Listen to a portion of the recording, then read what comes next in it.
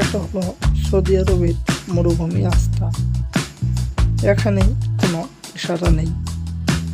এখানে দুইটা রাস্তা রয়েছে, এক রাস্তাতে শুধু গাড়ি আসবে, আরেক রাস্তাতে শুধু গাড়ি যাবে। এই রাস্তার টান হলো 120।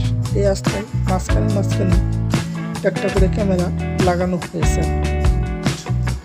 কেউ যদি 120-এর উপরে যা তাহলে ক্যামেরা মারবে।